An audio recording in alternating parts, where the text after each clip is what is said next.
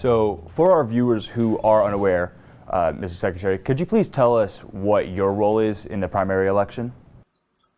Well, as the Chief Elections Officer for the state of Alabama, it's our role to ensure that the elections are safe, secure, and that the results are accountable and transparent for all people that are involved. We want to ensure that we've made it easy to vote and hard to cheat. I know there's been a lot of talk, especially in 2016, about Russian interference in our elections.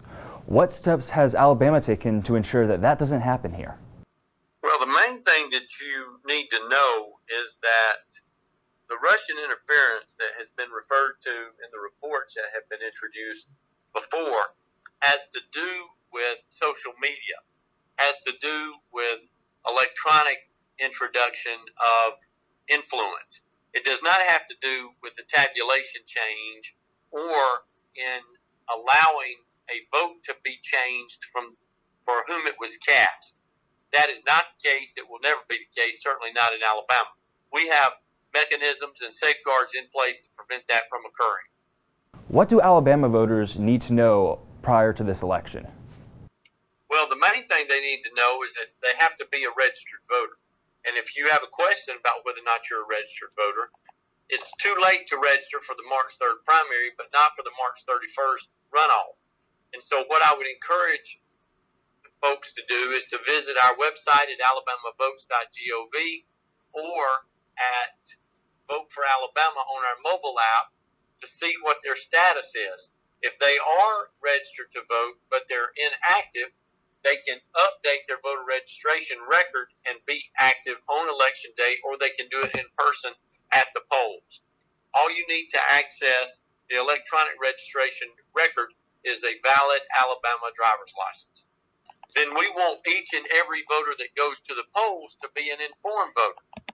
So you need to download your sample ballot from our website at alabamavotes.gov, and you need to study the ballot, check on the candidates, see which candidate you want to support, see what issues are on the ballot that you're going to be voting on, and make sure that you've got your questions answered before you go to your polling site and one of the 2,499 polling sites in Alabama.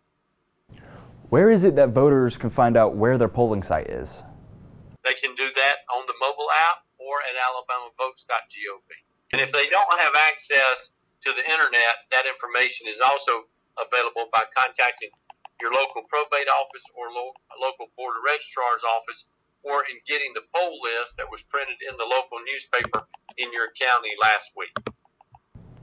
What is your expectation for voter turnout? We think that we'll have somewhere between 1.1 and 1.3 million Alabamians go to the polls, and we anticipate that will be somewhere between 30 and 35% voter turnout. Could you specify those expectations for the Republican primary versus the Democratic primary? No, I think the Democratic turnout will be a little higher than it's been before, and the main reason for that is because there are a lot of presidential candidates that are still active and a lot of presidential candidates that are trying to secure the votes of the Democratic faithful. So they are continuing to try to get people out to vote, and we expect that a number of folks will come out just to participate in the presidential primary. I know you had mentioned earlier that the primary is March 3rd, but that there would be a runoff if needed on March 31st. Could you explain a little bit why or when there would be a runoff? Yes. If a candidate fails to receive 50% of the vote plus one vote, then there will be a necessary runoff, because our law requires and our party rules require that the individuals that are the nominees receive 50% of the vote plus one vote. Thank you so much for taking this phone call and allowing us to talk with you. Thank you for reaching out. Let me know if I can help you further.